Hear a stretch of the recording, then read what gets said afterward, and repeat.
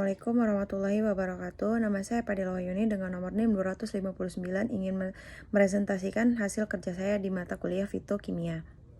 Adapun judul yang saya bahas sekarang ialah sumber flavonoid, klasifikasi flavonoid, struktur flavonoid, penamaan, sifat-sifat fisika dan kimia dari flavonoid. Di mana flavonoid ini yang seperti yang kita tahu adalah senyawa yang memiliki banyak manfaat termasuk sebagai antioksidan untuk melawan radikal bebas. Hanya saja senyawa ini tidak dapat diproduksi oleh tubuh.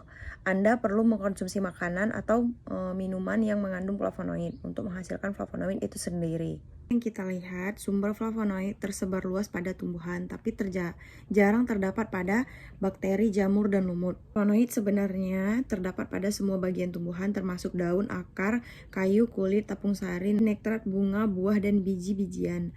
Hanya sedikit catatan yang melaporkan flavonoid ada pada hewan, semisalkan dalam kelenjar bau, berang-berang, propolis, atau sekresi lebah, sayap kupu-kupu, yang mana dianggap bukan hasil biosintesis melainkan dari tubuh yang menjadi makanan hewan tersebut. Bermanfaat sebagai antioksidan, flavonoid juga dapat berperan sebagai meredakan peradangan, membantu tubuh melawan infeksi virus dan reaksi alergi, bahkan memiliki sifat anti kanker.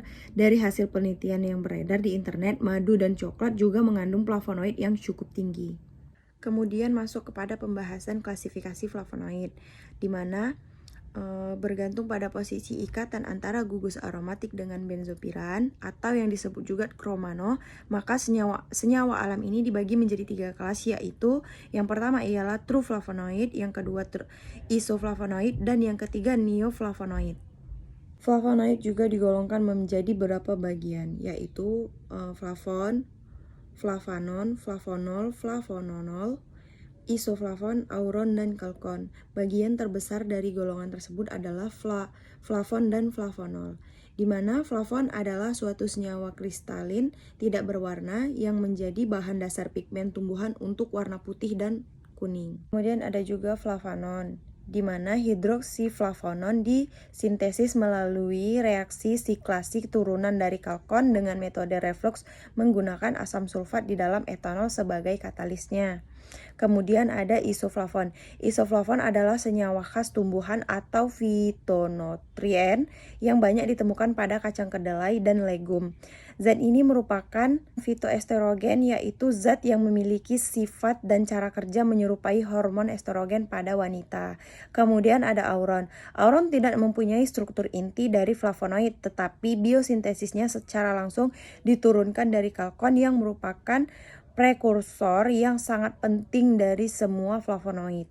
Kemudian ada kalkon. Kalkon merupakan salah satu metabolit sekunder golongan flavonoid yang mempunyai berbagai aktivitas, di antaranya ialah sebagai antimikroba, anti kanker, sitoksisitas, anti kolera, antiinflamasi, dan anti tumor. Sekarang kita masuk pada pembahasan struktur flavonoid, di mana flavonoid termasuk ke dalam golongan senyawa fenolik yang mempunyai 15 atom karbon yang tersusun dalam konfigurasi C6, C3, C6. Artinya ialah kerangka karbonnya terdiri atas 2 gugus C6 atau cincin benzena tersubstitusi disambungkan oleh rantai alfatik 3 karbon. Adapun contoh strukturnya ialah seperti yang kita lihat di sini. Nah, seperti inilah bentuk struktur dari flavonoid tersebut. Kemudian masuk kepada pembahasan penamaan flavonoid. Istilah flavonoid berasal dari kata flavon yang merupakan salah satu jenis flavonoid yang terbanyak dan lazim ditemukan, selain flavonol dan antosianidin. Flavon mempunyai kerangka 2 fenilkroman berdasarkan tingkat oksidasinya. Flavan adalah yang terendah dan digunakan sebagai induk tata nama flavon. Kemudian yang terakhir ialah kita masuk pada pembahasan sifat-sifat fisika dan kimia dari flavonoid. Senyawa polifenol agak asam dan dapat larut dalam basa, merupakan senyawa polihidroksi atau gugus hidroksil bersifat polar sehingga dapat larut dalam pelarut polar seperti metanol, etanol, aseton, air, butanol, dimetil sulfoksida, dimetil formida. Gugus glikosida yang terikat pada gugus flavonoid sehingga cenderung menyebabkan flavonoid mudah larut dalam air. zat warna merah, ungu, biru, dan sebagai zat warna kuning yang ditemukan dalam tumbuh-tumbuhan. Flavonoid berupa senyawa fenol karena itu warnanya berubah bila ditambahkan basa atau amonia. Jadi mereka mudah dideteksi pada kromatogram atau dalam larutan.